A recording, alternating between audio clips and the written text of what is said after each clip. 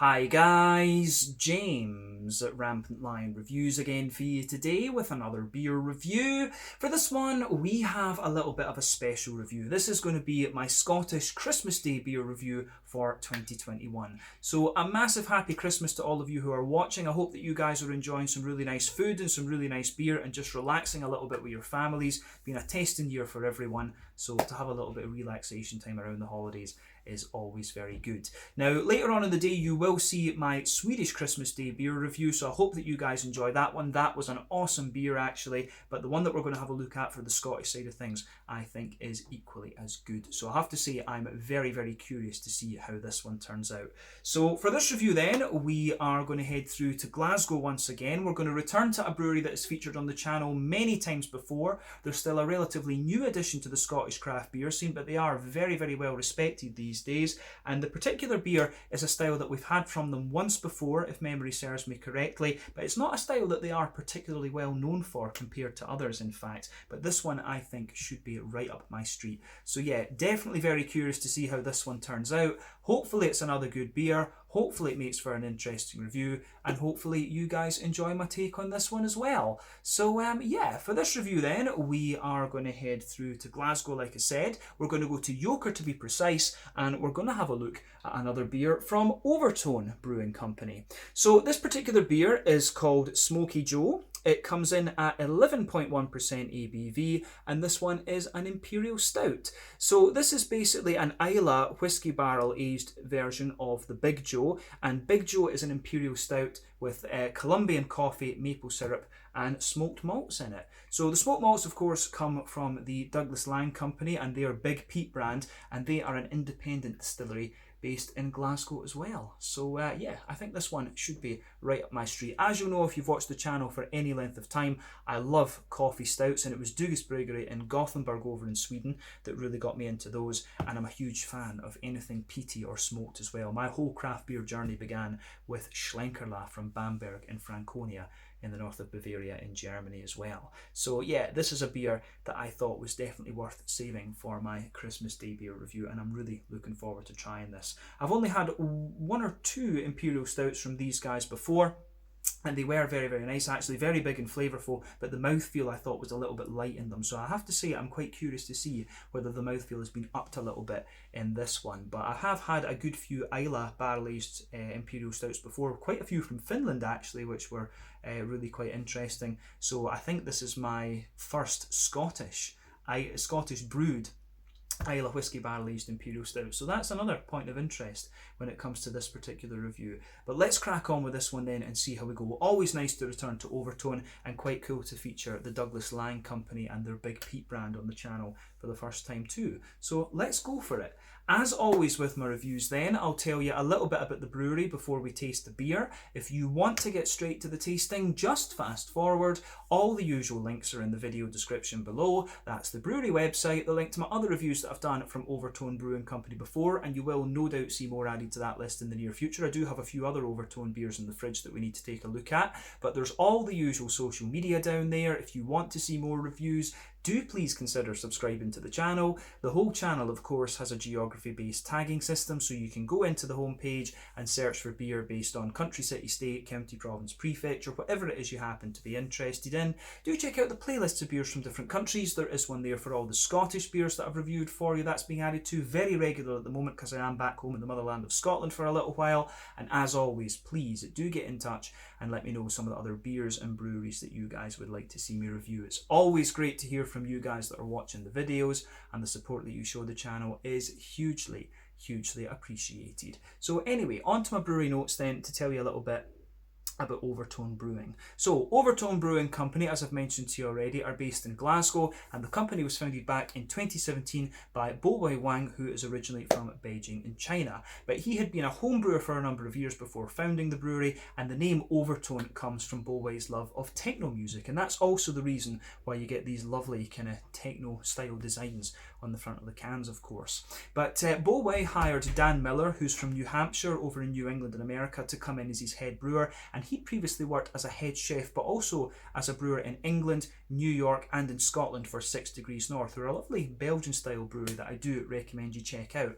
But also involved at the brewery is Martin Conahan, who had worked in the craft beer scene in New Zealand, and he takes part in the brewing, but also takes care of quite a few of the business side of things too. But there's also Charlie, who's involved in the brewing team these days as well. But the brewery itself can be found in the New Albion Industrial Estate in Yoker near Renfrew and Clydebank, and they began brewing operations there in 2018.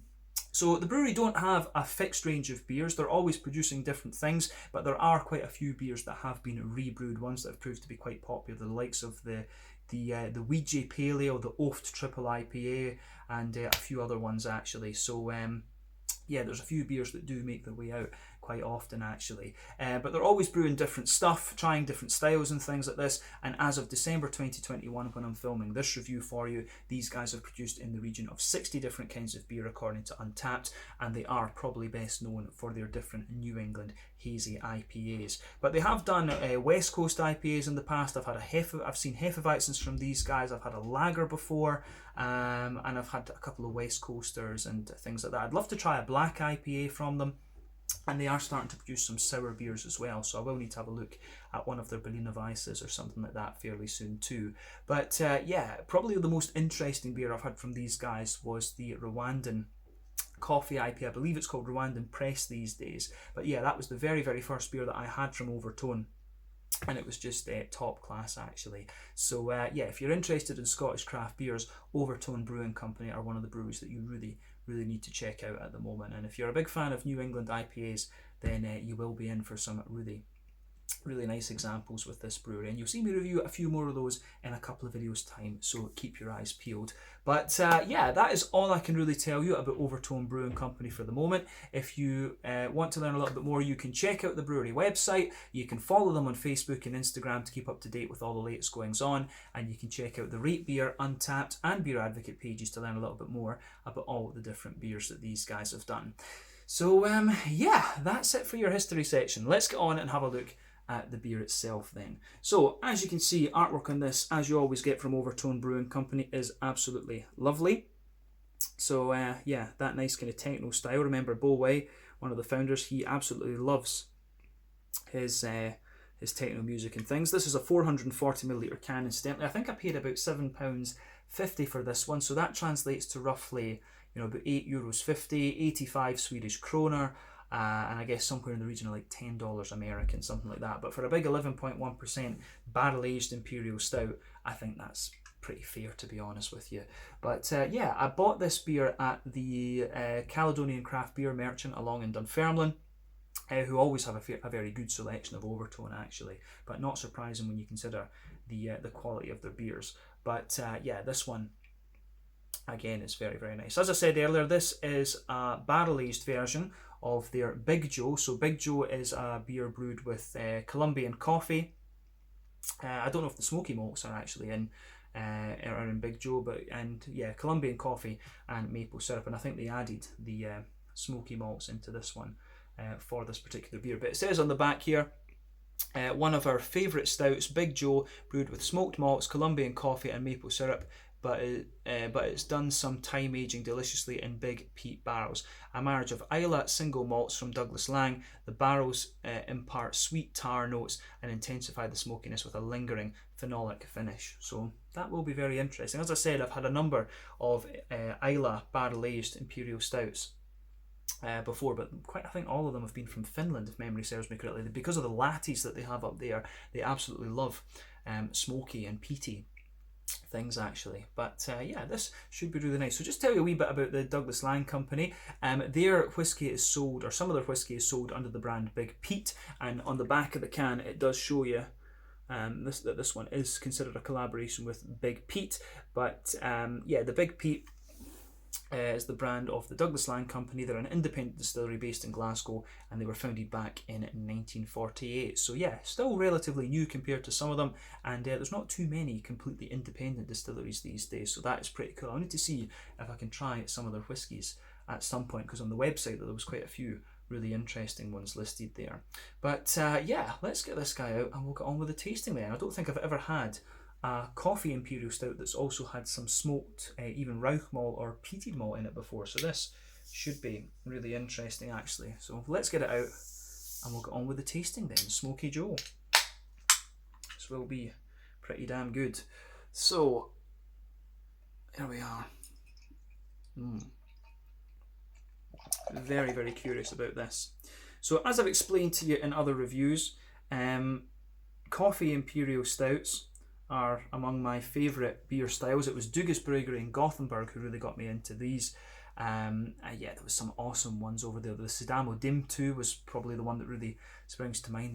Was that Kenyan or Ethiopian coffee? I forget, but yeah, had some awesome coffee stouts. They used to do a lot of collaboration with Hunter and Sons, who were a coffee roastery in Bristol actually. But yeah, coffee beans are one of the most impressive adjuncts that you can actually put into beer. You know, with coffee, it's all about the maso level, the meters above sea level. So the higher the altitude at which you grow the coffee, the more likely you are to get these big aromatic and fruity flavors and stuff like this. So yeah, coffee beans can really be complex, and of course you've got other variables in there, the water profile of the geography that they're grown in, the soil profile, all of this can affect coffee beans. So you could argue that coffee beans are just as diverse as the likes of hops and things in terms of their flavors, but or the flavors they can impart, I should say. But yeah, coffee beans, just awesome, absolutely awesome. So this will be interesting. Maple syrup, coffee beans, and peated malt, really interesting combination. But as you could see when we poured this beer, it poured with about a 1/3 to 1/2 finger of a frothy, I would say very light, almost fawn coloured head actually. You can see that has just faded away a little bit while I was yapping away about coffee beans, but you can see this one, this beer looks absolutely fabulous. There's one or two big bubbles sticking towards the side of the glass, a few little ones going up toward the bottom of the head there, but overall it looks pretty nice. If we shine the light through this beer, what I'm going to say about this is that it's actually not the kind of haziest and murkiest of stouts. It actually does have a good level of clarity to it. When you put the light through it, there's quite a little bit of that kind of Coca-Cola, Pepsi Max coloured edge to it, and it's actually got a wee bit of a ruby tint down at the bottom of the glass, so that's quite interesting. That kind of shows you it is pretty clear actually. And I remember the same of the stouts that we had from Overtone Brewing before. I just wish I could remember the name of the stout that we had from them previously. But yeah, this one I think does look pretty special. But yeah, I'm just surprised at how clear it is, because normally you would expect it to be a little bit more murky. But it doesn't really say, it says that this one does contain oats and wheat, and again that makes it even more surprising, because usually the oats and the wheat are responsible for the kind of murkiness that you can get in these beers. But remember, the colour of your beer depends on 1, the type of malts that you use. That goes a long way to determining your EBC rating.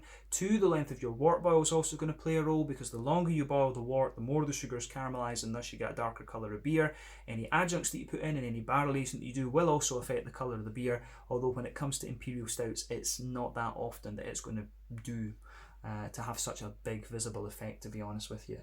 But yeah, it certainly looks the part, this one, of an Imperial Stout. There's no doubt about that in terms of the appearance. But we said everything we need to say about the appearance of this one, so I think we can move on and have a little look at the aroma then. Very, very curious about this. Oh, yeah, that's Islay malt all the way. Peaty, smoky, yeah, absolutely lovely. Does really remind me of those Finnish Imperial Stouts that I had quite a wee while ago. It's strange to have to mention Finland when it comes to doing a big Scottish beer review like this one, of course. But yeah, I was just really surprised. A lot of those stouts that Riku sent me over from Finland were Islay and smoked and peat. I had Islay barrel aged, peated, peaty malted and so on. It's just craziness. But this one really reminds me of those.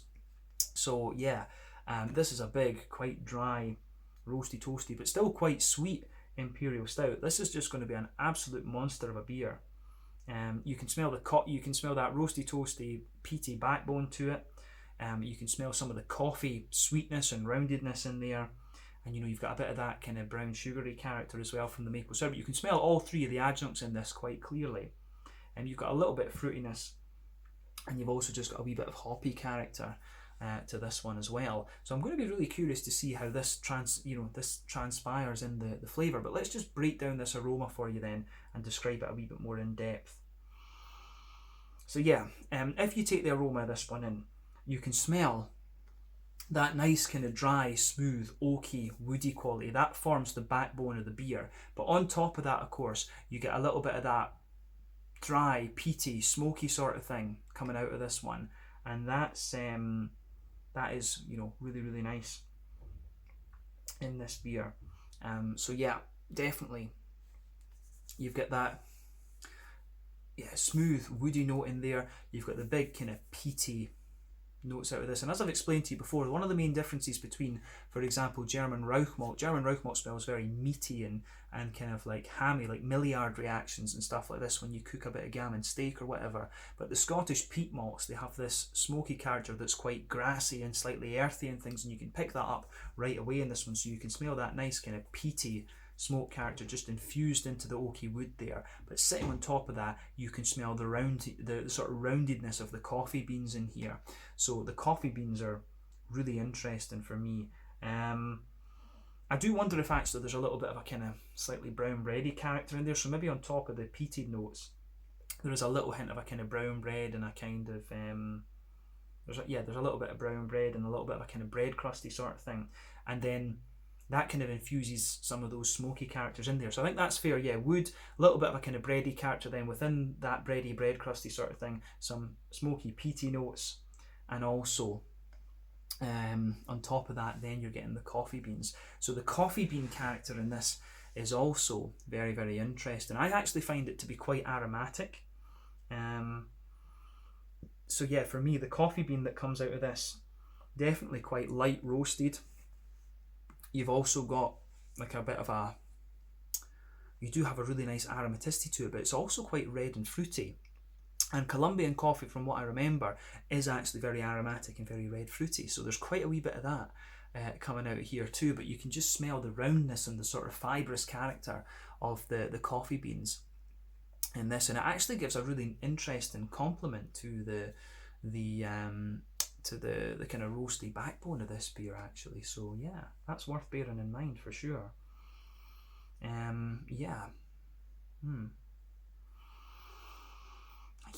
Lovely smelling beer, I have to say. Yeah, it's just everything comes out of this. I'm just trying to figure out if there's a wee bit of chocolate in this. I think there might be like a wee bit towards the front of the nose. I think there's a wee bit of a slightly milky, 40% cocoa chocolate. But on top of all of that, there's a really, really nice big. There is a very nice big kind of brown sugary note to this, and you can definitely smell that it's that lighter, slightly biscuity maple syrup character that's coming out of it. So yeah, on top of the coffee notes, you can smell that light, just brown sugary maple syrup note out of this. There's maybe a little bit of a McVitie's Digestive biscuity character coming out of this one, but yeah, it is kind of it's really interesting, this one, on the malty and adjuncty side of things. Actually, the adjuncts, all three of them, come out really nicely in this one. And the coffee, I love Colombian coffee just for that big aromatic red fruity character that it always gives you. So yeah, the way that goes together in this beer is really nice, and this gets a massive thumbs up from me. So yeah, malty barrel aging side of this beer, I think, is very, very nice actually. So as I always say, take a bit of time to examine the aroma of the beer before you get stuck into it. But let's just round off with a look at the green component and the fruity side of things. So on the hoppy side of things, there is a wee bit of earthiness and a wee bit of grassiness coming out this one. It says on the back of the can here that there's a bit of Magnum in this, and Magnum can be grown in America, New Zealand, Germany. It's produced quite all over the place, but it's actually quite an interesting bittering hop, and it gives you a nice little bit of earthiness in this one. It gives you that, you can smell quite a bit of floral character out of this beer. The longer that you keep this one for and age it in the can, though, the more that will drop out. And of course, when it's been barrel aged as it is, it doesn't actually say how long it's been barrel aged for, right enough, but yeah, when it's been barrel aged as long as when it's been barrel aged to any extent, the hops will drop out of the beer a little bit. So yeah, you can smell the sort of smoothness from the hops in here. But there's a little bit of grassiness around the front of the nose, and it's a little bit zesty as well. So yeah, wee bit of earthiness, wee bit floral, and a little bit kind of and as I say, a little bit sort of grassy and zesty too. So yeah, I like how that goes together in this beer. On the fruity side of things then, let's look at that. In terms of fruitiness, there's not too much to report here. It's actually quite a sharp fruitiness that you get out of this one. I get quite a bit of a sharp raisiny note in there, maybe a wee bit of plum and a wee bit of blackberry, but there's not really a real depth to the fruity character in the nose for me. It's just actually quite sharp and raisiny and blackberry-like as well. But yeah, the focus, understandably, in this beer is more on the malty, adjuncty side of things. But yeah, a little bit of a raisiny note, maybe a wee bit of a figgy note underneath or whatever. But then yeah, quite sharp blackberry, black curranty sort of things coming out of this one. But yeah, let's put the rest of it in the glass. I'm going to share the rest of this beer with my dad after the review anyway. But yeah, we'll have a taste of this then and see how we go. I can see the light doesn't like this one because it's got that reflective surface on it. But anyway, this one is the Smoky Jewel, an 11.1% Islay whiskey barrel aged Imperial Stout brewed with big peat, containing Colombian coffee, maple syrup, and Islay peated malts from Overtone Brewing Company through in Glasgow here in Scotland. Happy Christmas 2021. This beer I think is going to be awesome. Slàinte, skål, cheers.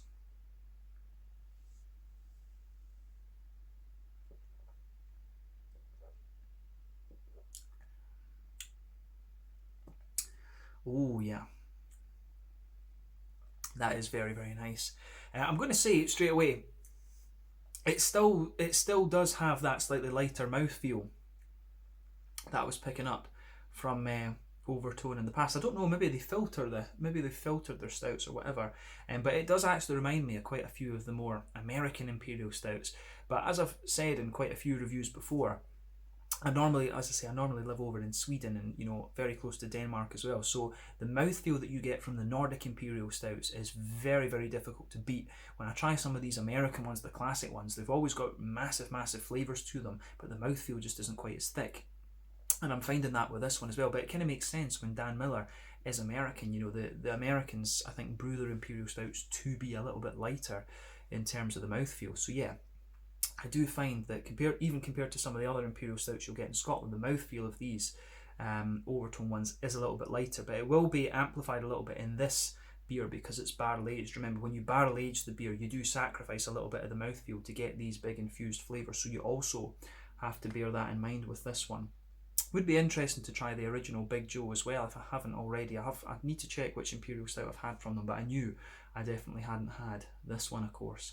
But when I saw it was a peated one, I couldn't resist, But yeah, this is pretty awesome, I have to say. It gets a big, big thumbs up from me. An awesome Christmas Day beer, that's for sure.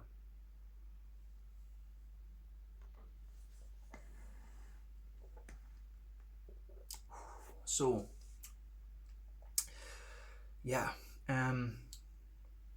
this is absolutely right up my street. This I can definitely count amongst my favourite beers from Overtone Brewing. And these guys really do the malty side of things very well. It's a bit of a shame actually that they are so focused on the New England IPAs. Not that there's anything wrong with those, of course. Their New England IPAs are pretty banging, but yeah, it would be cool to see them do a few more of the big malty things like this, although in recent times they have released a fair few, in fairness. But yeah, this is an awesome Imperial Stout, and as I say, a big thumbs up for me. So let's just break this down for you then. Let's break it down and explain it.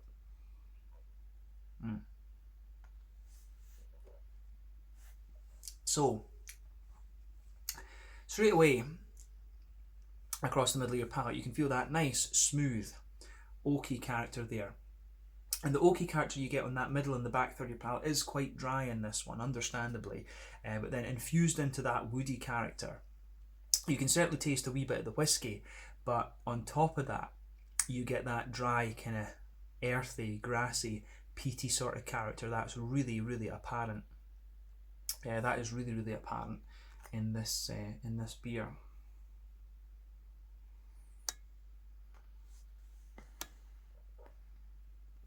So, The peaty notes out of this really just linger the further into the aftertaste that you go. We'll focus on the middle third of your palate for just now, then compare it to the back third of your palate. But yeah, in that middle third of your palate, you feel that nice smooth but dry woody character in there. On top of that, you can feel the roasty, you can feel a little bit of roasty toasty black malt, that's for sure. But then you get that kind of peaty, that earthy, grassy, peaty kind of character. And on top of that, I find there's a little bit of a kind of bread crusty, brown bready sort of thing, and that just kind of sits there. But the coffee beans in this are really interesting. So they come out towards the back of that middle third of your palate, and they really are quite aromatic. So the roasty character of the coffee bean in this one is a little bit more heavy, a little bit more aggressive, if you like, in terms of a little bit more aggressive and heavy in that sense.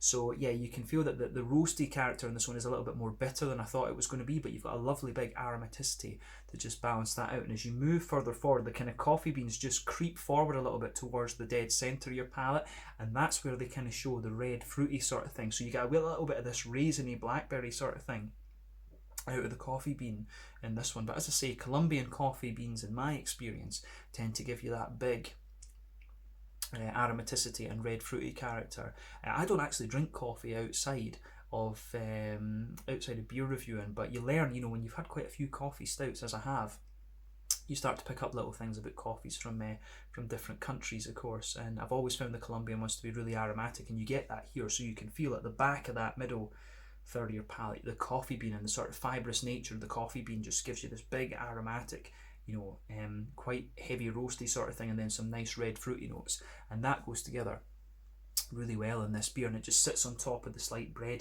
crusty layer that you've got.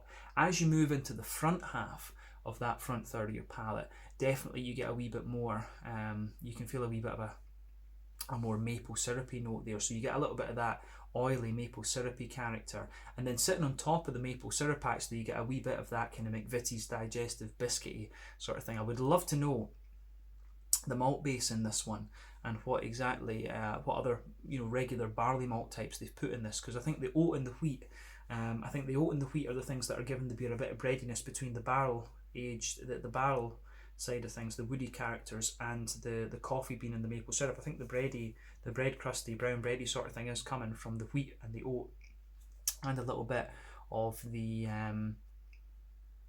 barley malt will be doing that as well, of course.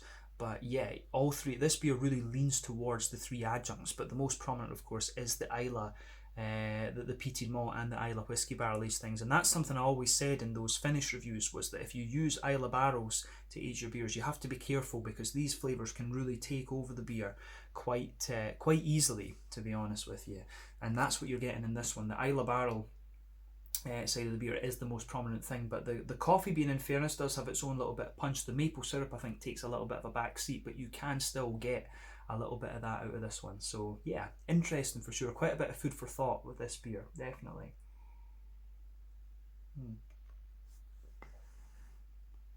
But yeah, like I say, the front half of that middle third of your palate is more about the maple syrupy side of things, and you do get a little bit of a kind of woody, nutty toward the front of that middle third of your palate. There is a little bit of a kind of nutty smoothness coming out of the beer as well. So yeah, I really do like how that one goes together in this beer. But sitting on top of all of that, you do get a little bit, there is in the very dead centre, sitting on top of both of those, you do get a little bit of a circle sitting on top of all that. There's a wee bit of a treacly molasses sort of thing in there, and a wee bit of a sweet caramel.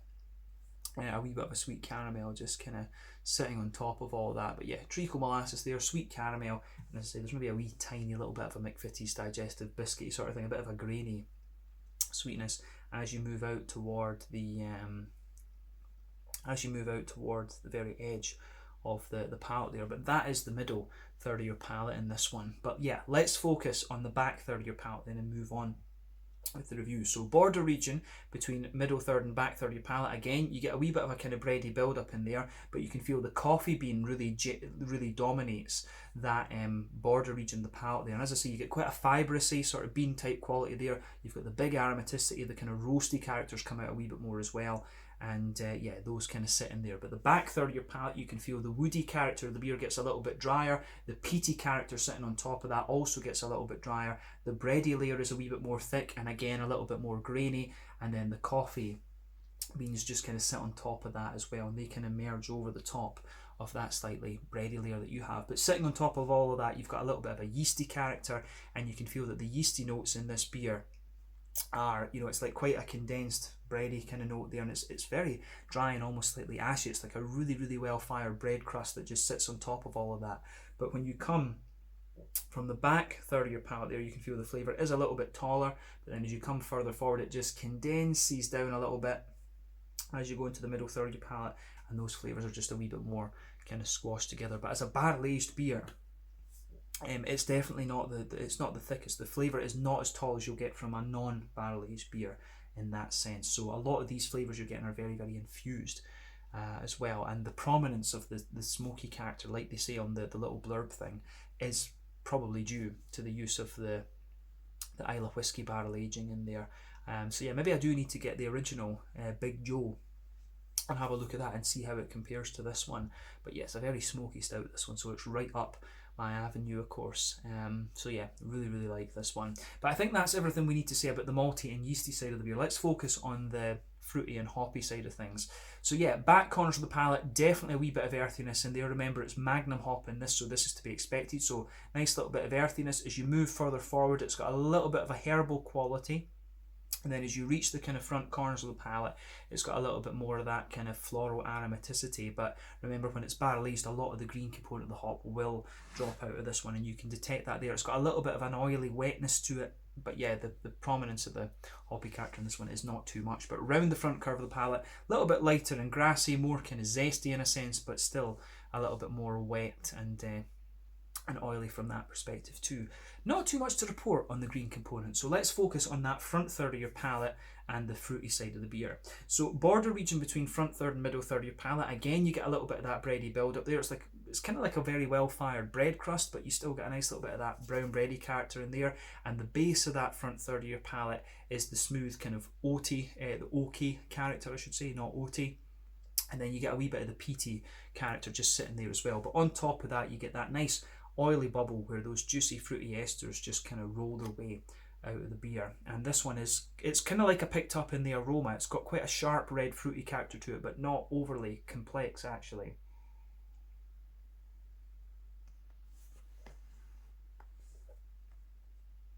So yeah, the fruity side of this beer is really pretty nice in a sense. So yeah, the oily fruit character in this actually lingers for a wee bit as well and just gives you a wee bit of an oily slickness, which I really like. But yeah, if you go toward the back of that front third of your palate, you get a kind of sharp raisiny note just sitting on top of that. Underneath you get a bit more of a kind of oily plummy character, and as you move further forward, it remains quite oily. I think the plum actually spreads quite far forward in this one.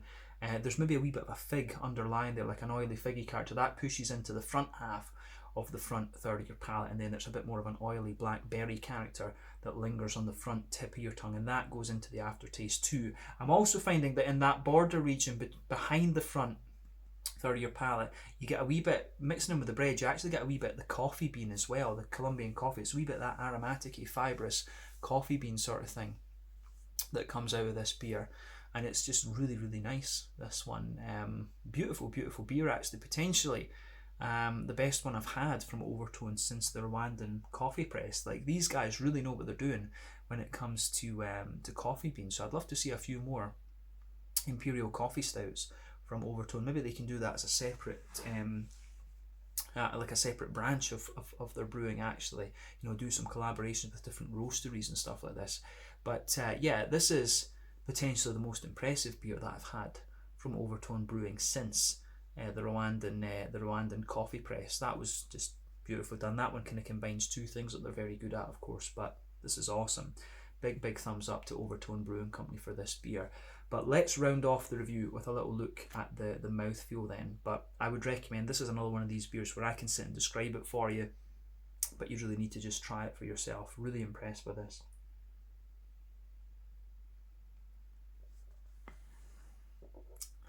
Mouthfeel wise, as I say, for me, this beer is kind of bottom end of full bodied, top end of mid bodied. It is more like an American mouthfeel you get out of this one. But remember, my kind of frame of reference, if you like, with all these Danish, Swedish, Norwegian, Nordic Imperial Stouts, the mouthfeels on those are very, very difficult to beat. So this one does feel a bit lighter to me. It feels, you know, like some of the American classics, the Yeti, the 1050,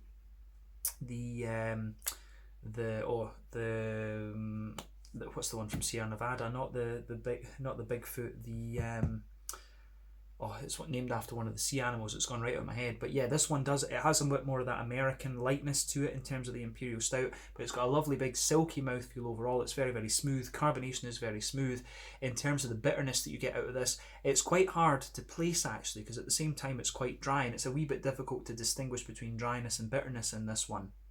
But I think it's fair to say this is probably 80-90 IBUs. It's probably the dryness, if you combine the dryness and bitterness and things like that, and the smokiness as well into this one, it probably is pushing towards that 80-90, maybe even higher IBU sort of level. The malt base in this one, good bit of dryness to it, nice bit of smoothness, and a wee bit of sweetness as well. But again, because of the way the flavour in this one works, it's a bit difficult to distinguish between the malty and yeasty side of things and the adjuncts. They all sort of merge together in this. But the fruity side of the beer is nice and oily. There's a wee bit of sharpness and stuff to it as well.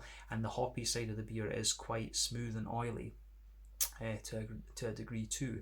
But this is a beautiful beer, and as I say, definitely one of the most impressive ones that I've had from Overtone thus far. And it definitely makes me want to go and try some of the Douglas Laing Big Peat whiskies actually. This is really, really nice. So yeah, I think we can leave it at that for this review actually. So yeah, this one was the Smoky Jewel, an 11.1% ABV Imperial Stout aged in Islay Scotch whisky barrels with Big Peat smoked malts, Colombian coffee, and a bit of maple syrup, brewed by Overtone Brewing Company in collaboration actually with Big Peat, the Big Peat brand from the Douglas Laing Whisky Company. So yeah, let's leave it there. Once again, thank you for watching my beer reviews. Until the next time, please like, subscribe, share, all the usual YouTube stuff. Let me know your own thoughts on this beer in the comment section below. Let me know what your favourite beers are from Overtone Brewing Company as well. And again, a very Merry Christmas to all of you. Check out my social media, check out Overtone's social media, and I'll try to remember to put some links to the Douglas Laing Company and their Big Peat range as well. So definitely need to try one of their whiskies at some point soon. Thank you again for watching. See you guys in the next one. Slàinte, skål, cheers, and Merry Christmas.